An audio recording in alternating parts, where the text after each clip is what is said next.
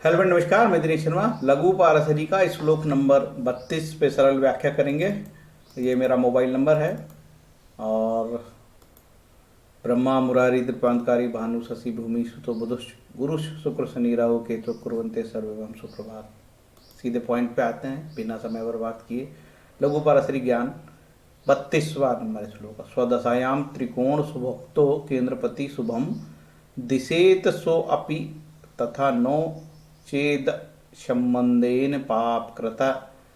बोलता है केंद्रपति अपनी दशा में स्वसंबंधी त्रिकोणों की अंतर्दशा आने पर शुभ फल देता है तथा त्रिकोणज भी अपनी दशा में स्वसंबंधी केंद्रेश की अंतर्दशा आने पर शुभ फल देता है। अगर ऐसा ना हो तो संबंध न होने के कारण केंद्रेश अपनी दशा में त्रिकोणेश की अंतर्दशा में भी सामान्य रूप से पाप फल को ही देता है। ये सीताराम साहब ने कहा। भट्ट साहब क्या बोलते हैं? केंद्र का स्वामी अपनी दशा में और त्रिकोण की अंतर्दशा में सुफल देता है, परंतु आपस में संबंध होना मुख्य है, और जो संबंध ना हो तो बुरा फल देता है। और इसी प्रकार त्रिकोणेश को जानो, अर्थात त्रिकोणेश के स्वामी की दशा में केंद्र के स्वामी की अंतर्दशा में आपस में संबंध होने सुफल होगा, अन्यथा असुफल होगा। बड़ा गड्ढमड्ढ कर दिया यार। देखो सिंपल, अब यहाँ बताता हूँ, ठीक है। अब बोलता है कि केंद्र कौन सा है इसमें। अब इसमें जानो कि केंद्र कौन सा है। इसमें है केंद्र, ये है केंद्र भैया, ठीक। मंगल हो गया केंद्र का स्वामी, ठीक। ये मंगल हो गया केंद्र का स्वामी, और ये भी मंगल त्रिकोण का स्वामी हो गया, ठीक। अब ये दोनों तो त्रिकोण के स्वामी हो गए। अब अपन गुरु को लेते हैं। गुरु इसमें त्रिकोण का स्वामी हो गया और मंगल क्या हो गया? केंद्र का स्वामी हो गया। अब मंगल की महादशा में गुरु की अंतर्दशा, आप बोलोगे साहब अच्छे फल देना चाहिए। अरे मेरे भाई, इसका एक भाग देखो यहाँ पे, ठीक, खराब है। वैसे ही मंगल दोनों शुभ है, तो वो कहता है कि दोनों का संबंध होना चाहिए।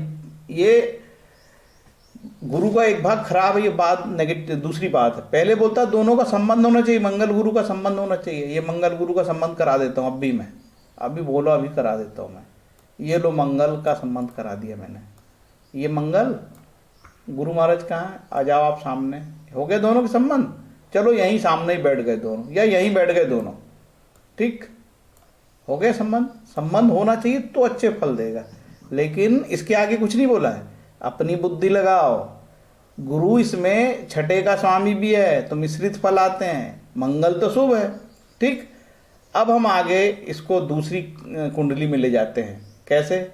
मेष लग्न की कुंडली में। बोले यार कि त्रिकोण कौन होंगे? शनि महाराज त्रिकोण हो गए मेष लग्न की कुंडली में, और सूर्य महाराज क्या हो गए? सूर्य महाराज पंचमेश हो गए। तो पंचमेश की दशा और त्रिकोणेश शनि की अंतर्दशा शुभ फल देगी, ऐसा बोलते हैं। लेकिन दोनों के रिलेशन होने चाहिए, यहाँ शनि और यहाँ सूर्य, ऐसे रिलेशन होने चाहिए। या यहाँ दोनों बैठे हों, या यहाँ से दृष्टि देते हों, हो गया रिलेशन। या दोनों एक साथ यहाँ बैठे हुए, तो ये अच्छे फल देंगे।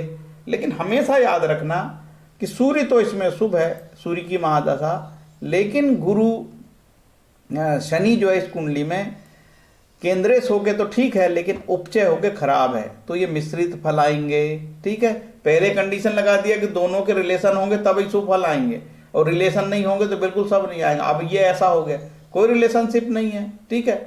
और यहाँ ऐसा हो गया तो कोई रिलेशनशिप नहीं है, यहाँ ऐसा हो गया कोई रिलेशनशिप नहीं है। तो रिलेशनशिप होने चाहिए महादशा और अंतरदशा नाथ स्वामी के, इसके अलावा भी कुछ और बात है। अब इसमें कहता है रिलेशनशिप कैसे होने चाहिए? दोनों के रिलेशनशिप होने चाहिए तो दोनों दोष रहित होने चाहिए। मैंने अभी बताया कि यार गुरु महाराज यदि शनि है तो शनि का एक भाव देखो यहाँ पे उपचय होकर खराब है, तो दोनों दोष रहित होने चाहिए। केंद्र स्वामी दोष रहित तो त्रिकोण स्वामी दोषी हो, ऐसे दम में मिश्रित फल आएंगे। दोनों दोषी हो तो भी मिश्रित फल आएंगे। दोनों दोष रहित हो इस स्थिति में कम अशुभ फल आएंगे, ठीक है। त्रिकोण स्वामी दोष रहित हो और केंद्र स्वामी दोषी हो, अशुभ फल उपरोक्त से अधिक होगा। तो ऐसे आपको कंपेयर करना पड़ेगा, ठीक है। यदि केंद्र का स्वामी और त्रिकोण का स्वामी दोनों दोष रहित हो, मतलब उनका कोई भी भाग 6, 8, 12 या अष्टमेश आदि ना हो, तब बहुत अच्छे फल देने की स्थिति में रहेंगे, ठीक है। फिर से एक बार श्लोक को बाँच लेते हैं और अब भी खत्म करते हैं। कहता है कि दोनों केंद्र और त्रिकोण के स्वामी का आपस में संबंध होना चाहिए, तब शुभ फल देगा। और तो सब भट्ट साहब तो स्पष्ट कहते हैं दोनों के संबंध नहीं है तो अशुभ फल आएंगे। वो तो कहते ही नहीं कि शुभ है क्या अशुभ है, वो तो कहते हैं दोनों के संबंध नहीं होंगे तो अशुभ फल आएंगे। तो बात जो है संबंध की है। दशानाथ अंतरदशानाथ दोनों का रिलेशनशिप होना चाहिए, तब अच्छे फल आएंगे। यदि दोनों दोष रहित हो तब बहुत अच्छे फल आएंगे। और यदि दोनों दोषी हो, मतलब मान के चलो कि शनि का, जैसे मैंने बताया कि शनि 11वां भी होके उपचय है और गुरु 9वें भाव का भी मालिक है और 12वें भाव का भी मालिक है, तो 12वां तो न्यूट्रल हो गया, ठीक है। तो इसी तरीके से गुरु यदि पंचमेश है और इधर अष्टमेश भी है तो दोषी हो गया।